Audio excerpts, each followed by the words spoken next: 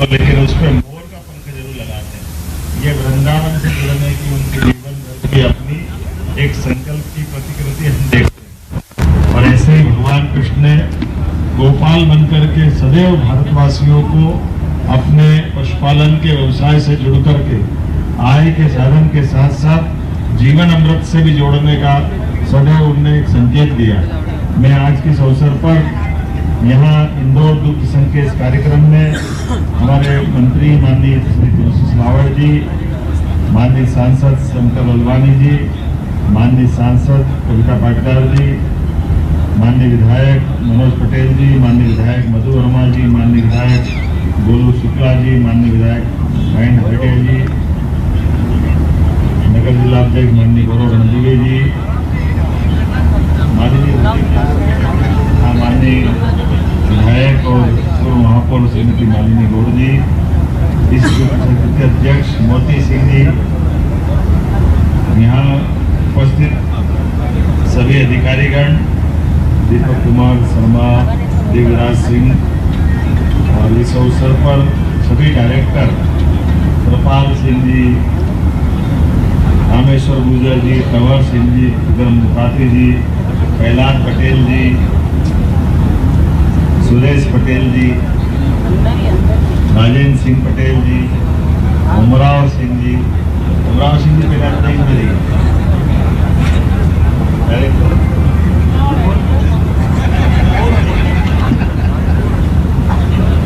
इस अवसर पर टीनू भाई, नरेंद्र जी, और हमारे सोनकर जी, चावड़ा जी, सारे के सारे वरिष्ठ नेतागण, इस अवसर पर सभी दुग्ध संघ के अधिकारीगण, कर्मचारीगण, आउटसोर्स के सभी बंधुओं, पत्रकार साथियों,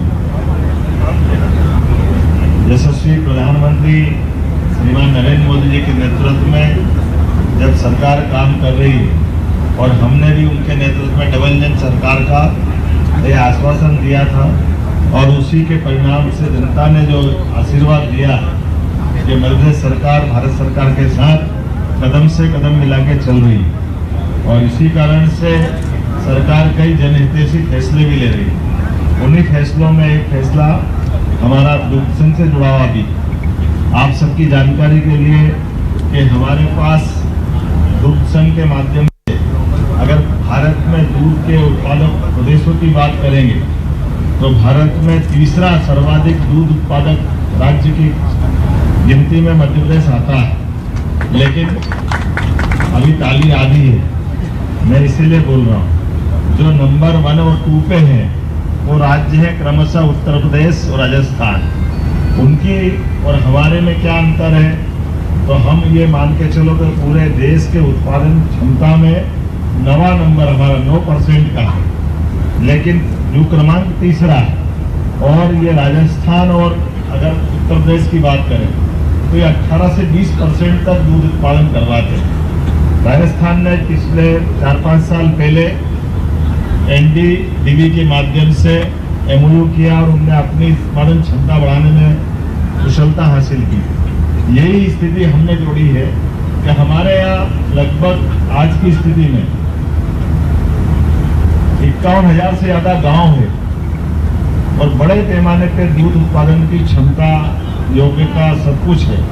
लेकिन हमारी दो दुविधा है कि दुग्ध संघ के माध्यम से 1980 से जब हमने कदम बढ़ाए तो ये मालवा का बेल्ट, जैसे इंदौर दुग्ध संघ हमारा बहुत अच्छा है, 700 करोड़ का टर्नओवर है, काफी बड़ा आपका रिच इलाका है। इसी प्रकार से उज्जैन, इंदौर, भोपाल, एक आध कोई दुग्ध संघ और छोड़ दो, बाकी सब घाटे में।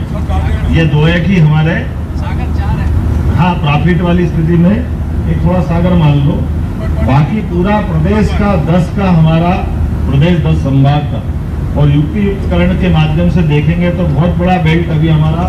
लेकिन अब दूध की कीमत बढ़ाना, दूध उत्पादन क्षमता बढ़ाना, दुग्ध संघ की आय बढ़ाना और सहकारिता का क्षेत्र बढ़ाना, सबसे पहली जरूरत सहकारिता के क्षेत्र बढ़ाने की।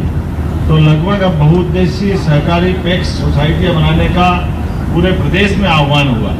तो हमारा अपना प्रयास रहेगा कि दोनों प्रकार से हम बढ़े, हमारा दूध उत्पादन भी बढ़े, दूध की कोऑपरेटिव का काम भी बढ़े लेकिन एक भी अधिकारी कर्मचारी को कोई वीआरएस नहीं देंगे, किसी को बाहर नहीं जाने देंगे, उनको अपने इसके संघ के साथ जोड़ के रखेंगे। अधिकारी कर्मचारी के साथ साथ आउटसोर्सेस के भी, जैसे यहाँ लगभग हमारे 900 के आसपास आउटसोर्स के लोग बताए, लेकिन सब मिलाकर के ये हजारों की संख्या में है। किसी भी स्थान पर किसी भी आदमी को बाहर नहीं करना है, किसी को वीआरएस नहीं देना है, सभी को अपने काम से जोड़ के रखना है।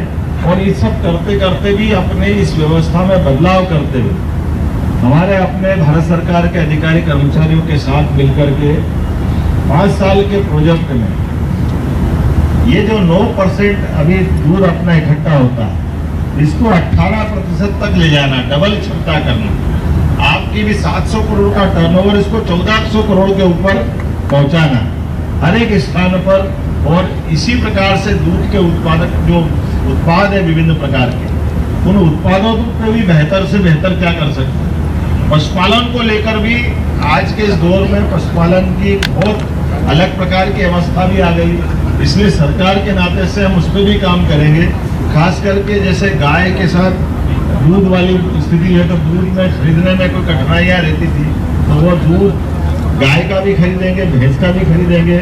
और उसके अलावा भी हमारे पास गाय के गोवंश पे सुधार के भी विभिन्न कार्यक्रम रहेंगे। जैसे आप अच्छा काम करें पशु आहार बनाने का भी, तो पशु आहार बनाने के साथ साथ अभी दूध को खरीदने में अपने द्वारा सरकार का कोई बोनस नहीं होता किसान को प्रोत्साहन देने के लिए। ये कमजोर पक्ष है। हमारी सरकार ये भी तय करेगी कि सुबह शाम दूध जो बेचने वाला व्यक्ति है, जैसे अपने फसल के ऊपर बोनस देते हैं, ऐसे दूध के प्रत्येक लीटर पे बोनस देंगे। ये काम भी अपनी सरकार के माध्यम से करेंगे। तो स्वाभाविक रूप से आप भी समझते हो कि जैसे अभी हमारा दूध संघ वर्तमान की सोसाइटियों के बलबूते पर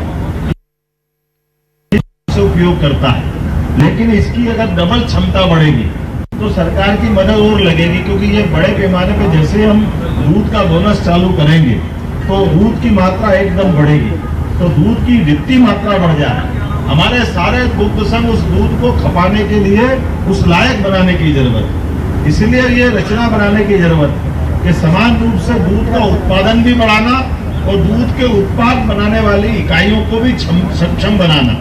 ये उसके लिए और उचित मार्गदर्शन के आधार पर बगैर किसी को बाहर किए सबको जोड़ते हुए। और दूसरा जो हमारा ब्रांड सांची है, वो सांची ही ब्रांड रहेगा, कोई ब्रांड बदलने वाले नहीं। इस ब्रांड की अपनी कीमत है, इसकी वैल्यू है, लोगों का आत्मा जुड़ी, तो सांची ब्रांड ही रहेगा, सब साथ रहेंगे और हमारी क्षमता डबल करेंगे। इस प्रकार से इसको काम करने के लिए सरकार ने अपने बलबूते पर नेशनल डेयरी डेवलपमेंट बोर्ड के साथ एमओयू किया। इसलिए हमने कहा कि कई कंफ्यूजन कोई खड़ा करे, अपने को कोई कंफ्यूजन में आना नहीं। और हमने ऐसे कई राज्य जैसे राजस्थान तो ऑलरेडी 4-5 साल से कर ही रहा, ऐसे नेशनल डेयरी डेवलपमेंट ने आंध्र प्रदेश में उनके साथ जुड़ के काम किया। ऐसे कई राज्यों के साथ, लगभग 18-20 राज्यों के साथ उनका अपना काम चलते चलते अब हमारे अपने राजस्थान के बाद मध्य प्रदेश की स्थिति है कि हम इसको अपने साथ इसी प्रकार की मजबूती सरकार की मदद से खड़ा करें और सहकारिता के क्षेत्र को बढ़ाएं। और घर घर, जैसे हम सब जानते हैं, अपने मध्य प्रदेश के अंदर कृषि विकास दर लगभग 25% के आसपास पहुंची। किसानों की फसल से आय के साधन में हमने एक तरह से उच्चतम स्थान को छू लिया है। लेकिन किसान की आय को और बढ़ाना है, तो किसान की आय को बढ़ाने में एक सरल साधन है पशुपालन।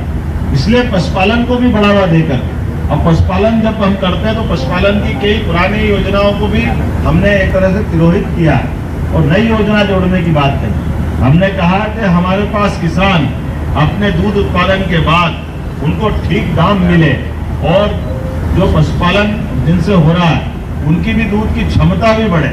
इसलिए